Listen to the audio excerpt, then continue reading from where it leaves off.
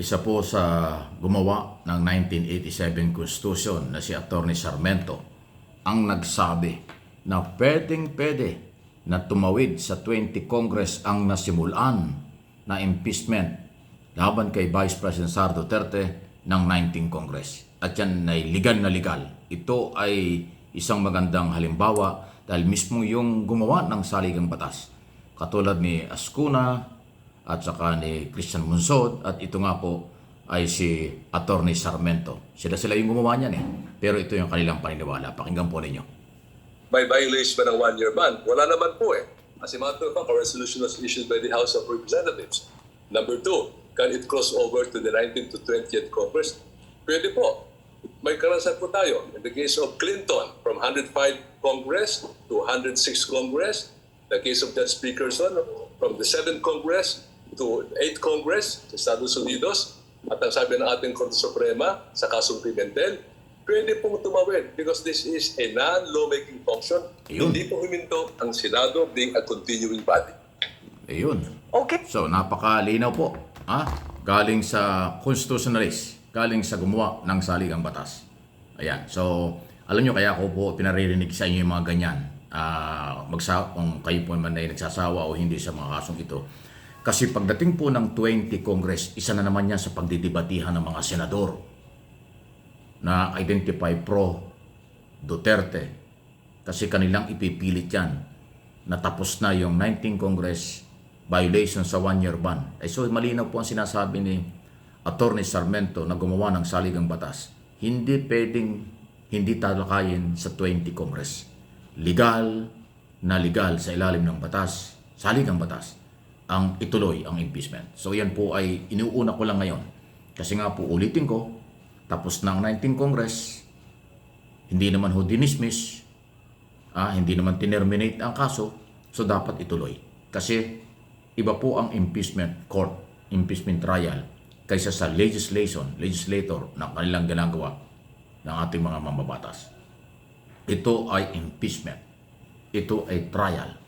So kaya dapat ituloy. Asahan na natin na yung ilang mga senador na papasok sa 20 Congress na pro Duterte, haharangin ito, kukwestiyonin ito. Pero ngayon pa lang ay atin pinarinig na ang mga paniwanag ng gumawa ng saligang batas dahil hanggat maaari, yan po yung dapat madinig kasi sila ang gumawa, sila rin ay may karapatang sabihin legal ito. Okay? Kasi yun ang huwin sa plano eh. Hindi po nagtagumpay yung termination or dismissal ng article of impeachment. Kaya ang susunod dyan, kukwestiyonin yung legality ng trial mula 19 patungo sa 20 Congress.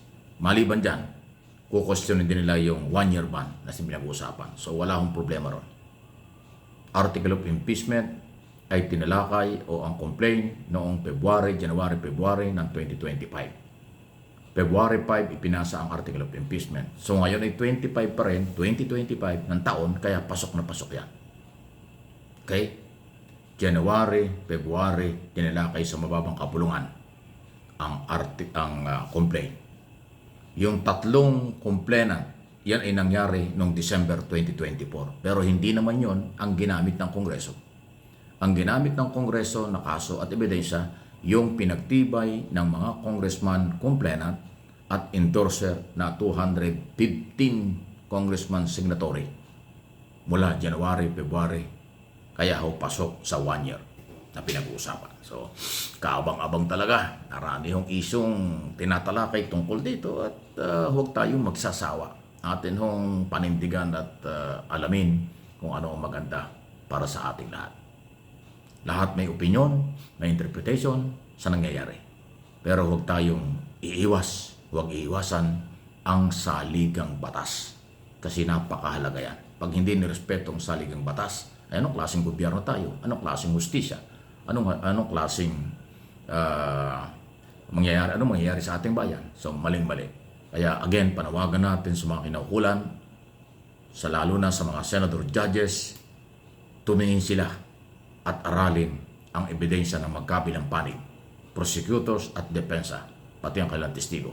Yan ang inyong pagbasihan ng inyong desisyon. Huwag muna kayong lumantad kahit alam na namin at alam ng tao kung sino kayo. Inyong linisin ang inyong pagkatao. Tumingin kayo sa dokumento, hindi sa politika. Hindi political exercise ito. Ito ay impeachment o ito ay constitutional duty ng lahat ng senador. At obligasyon yung ipakita sa taong bayan kung ano ang inyong katanggap-tanggap na desisyon. Pero ngayong wala pa yung kaso, hindi pa nagsisimula, pero nagpakilala na kayo, kayo rin ang masisira. Paano ipagmamalaki kayo ng inyong pamilya? Paano kayo ipagmamalaki ng mga Pilipinong ibinoto kayo? Kung ang inyo namang tinitingnan ay pangsarili, hindi ang katarungan. Mamamayang Pilipino ang may-ari ng pera. Posibleng mamamayang Pilipino rin ang naapektuhan ng pang-aabuso sa kapangyarihan. Betrayal of public trust, graft in corruption ang issue ito. Na impeachable official, ang impeachable offense ang pinag-uusapan. Yun po yun. Okay? So, maging marunong, maging bukas ang kaisipan para hindi ma-stress kayo. Pero kung magiging sarado dahil meron kayong pinagtatakpan, sarado dahil meron kayong kinakampihan, hindi makikita ang tunay na katarungan dyan. Walang kaliwanagan. Ang perang pinag-uusapan ay pera ng mamamayang Pilipino. Pera yan ng pro-Marcos, anti-Marcos. Huwag nating pag-usapan dito kung saan kayo naniniwala. Ang perang ginastos ng Office of the Vice President at Department of Education ng mga panahong yon under Sara Duterte ay pera nating lahat. Hindi yan pera ng mga DDS lang. Hindi yan pera ng mga Marcos supporters lang. Pera yan ng lahat ng Pilipino. Kaya lahat ng Pilipino may karapatan. Hanapin, itanong, tama ba o mali ang pagkakagamit nito. Kaya nga kailangan sa trial, ipaliwanag ni Sara Duterte kung saan niya ginamit, saan niya dinala ang pera ng bayan. Bakit niya ginawa na mag-utos na kunin ang buhay ng Pangulo, pangalawang ng First Lady at ng Speaker of the House? Bakit namigay siya ng pera sa matataas na opisyalis ng Department of Education, 50,000 each monthly sa loob ng 9 months? Isa lang yan sa mga ebidensya. At totoo ba na meron silang bank account na may malaking volume ng perang pumapasok at lumalabas? Yan po yung mga bintang na dapat sagutin sa tamang proseso. Hindi pwedeng daanin sa init ng ulo, hindi rin pwedeng daanin sa pagiging emosyonal. Kailangan ipaliwanag at dapat din pakinggan at alamin ng mga senator judge ang dokumento at ebidensya ng mga aligasyon na yan. Okay? Yan po yung kailangan eh. Hindi biro yan.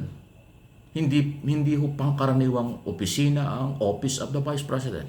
Hindi rin ho pangkaraniwang aligasyon o bintang o maaaring pananagutan ang mga natalakay na mga isyong dapat liwanagin. Yun po yun.